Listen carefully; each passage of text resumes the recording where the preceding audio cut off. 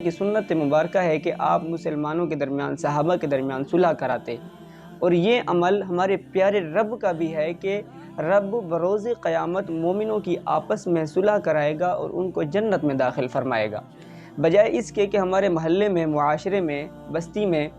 بازار میں کہیں جھگڑا ہو ہم ان کی صلح کرائیں، لیکن بجائے اس کے ہم بازار کے ایک سائڈ پہ کھڑے ہو کے تماشا دیکھنا شروع کر دیتے ہیں اور تماشائی بن جاتے ہیں اور کہتے ہیں کہ رکو رکو یار، ان کو آپس میں لڑنے دو، دیکھتے ہیں کہ کون جیتتا ہے اور کون ہارتا ہے، دیکھتے ہیں کہ کس کی پٹائی زیادہ ہوتی ہے۔ تو یہ مسلمانوں کا ترہ امتیاز نہیں، بلکہ مسلمانوں کا ترہ امتیاز یہ ہے کہ دو مسلمان بھائی جب آپس میں لڑ رہے ہوں تو ان میں صلح کرانی چاہیے۔ آئیے حدیث کے اندر آتے ہیں کہ صلح کے بارے میں پیارے آقا صلی اللہ علیہ وسلم نے کیا ارشاد فرمایا۔ سنن ابی داؤد شریف کی حدیث ہے، حضرت ابو دردہ رضی اللہ تعالیٰ عنہ سے روایت ہے، فرماتے ہیں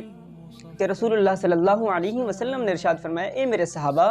کیا تمہیں ایسا بہترین عمل نہ بتاؤں کہ جو نماز سے بھی بہتر ہے اور روزے سے بھی افضل ہے اور صدقے سے بھی افضل ہے، بہترین عمل نہ بتاؤں؟ صحابہ کرام عرض گزار ہوئے، جی جی یا رسول اللہ، فدا کا ابی و امی، آپ ضرور ہمیں بتائیے وہ کون سا عمل ہے؟ تو آپ صلی اللہ علیہ وسلم نے فرمایا کہ دو مسلمانوں کے درمیان صلح کروانا، ان کا تعلق آپس میں مضبوط کروانا، یہ نماز، روزہ اور صدقہ سے بھی بہترین اور افضل عمل ہے۔ اللہ اکبر! آج ہم نمازوں پہ زور دیتے ہیں، سجدے پہ سجدے